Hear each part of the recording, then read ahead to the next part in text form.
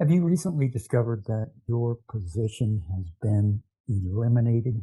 Just like that, you find out that you no longer have a job? Well, I've noticed several people asking me about how to go from unemployed to starting a thriving business.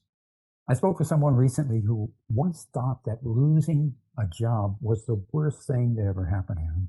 And 2 years later, he owns a business, employs several people, and said it turned out to be the best thing that ever happened to him.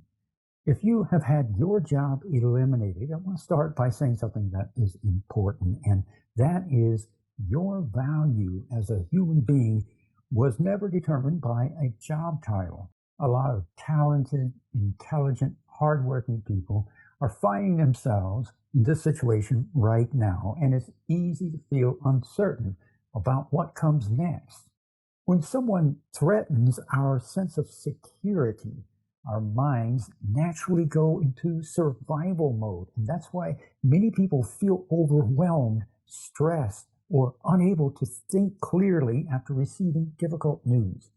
Before making any major decisions, just take a breath and talk with people that you trust.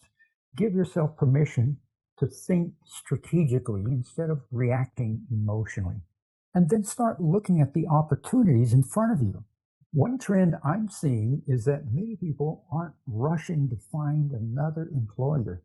They're asking different questions. What if this is a moment I build something of my own that I own myself?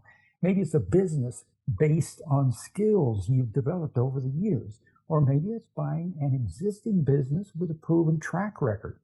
Maybe it's investing in a franchise that already has systems, training, and brand recognition. The reality is that many successful businesses were started by people who reached a point where they decided they wanted more control over their future. They wanted to build an asset instead of depending on someone else's decisions. Of course, starting or acquiring a business requires planning. It requires understanding the market, evaluating opportunities, and making smart financial decisions.